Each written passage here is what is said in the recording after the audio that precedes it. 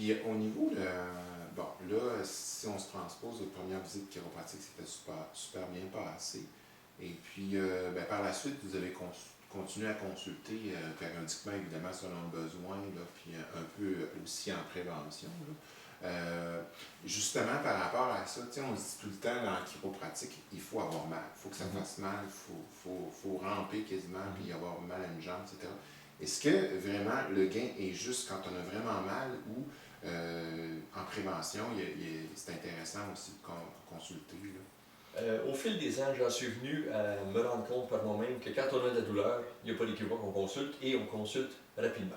Des fois, on se dit, oh, je vais attendre, ça va passer, mais à 99% des cas, ça passe à peu près jamais seul.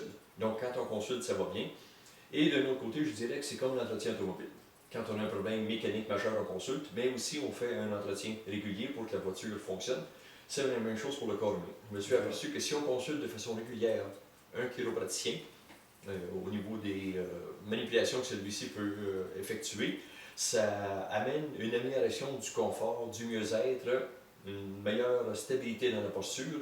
Et avant, on ne se sentait pas si mal, mais après, on se sent quand même beaucoup mieux. Okay. Donc, l'intervention n'était pas injustifiée. Okay. Donc, une meilleure, en fait, grâce un peu à la prévention chiropratique, ça vous permet de faire plus vos journées de façon plus optimale. C'est bien vrai, de ce côté-là. Oui, c'est exact. Ça. Puis au niveau de l'énergie aussi, probablement que quand on file mal, ça doit être plus lent à exécuter les choses, on a moins d'entrain, l'humeur aussi. Hein? Quand on a mal, vous, j'imagine que vous êtes comme un peu tout le monde, un peu plus impatient ou manque d'énergie, etc. Ça vous donne des capacités, dans le fond, d'être en santé. Là. Oui. C'est que dans certains cas, le mal, dépendamment de ce qu'on fait comme activité physique ou comme absence d'activité physique, le mal s'installe de façon insidieuse. Donc c'est tout doux, puis tranquillement on vient qu'on est de plus en plus mal. Et pour donner des exemples, quand vous avez mal au dos, ça m'est arrivé des fois de faire le choix entre marcher et parler. Je ne pouvais pas marcher et parler en même temps. Je marchais, si je voulais parler, je devais arrêter. Oui, je devais arrêter, là je parlais, je reprenais la marche. Et dans d'autres cas, je me promenais debout avec un café dans la main droite. Juste le fait de tenir le café du côté droit de mon corps amenait un inconfort, une douleur au niveau de la colonne. Je devais déplacer le café pour qu'il soit vis-à-vis l'axe de mon corps, et là, je pouvais fonctionner. Fait que c'est compliqué oui. à marcher comme ça. C'est compliqué, mais aussi, on se dit, c'est pas grave, ça va passer. Ouais. Mais quand on y pense, on dit non, ça passera pas. Je préfère consulter un chiropraticien. Ouais. Et jamais, je crois que je n'ai consulté un chiropraticien qui m'a dit non, Yves, c'est bien, j'ai rien à faire.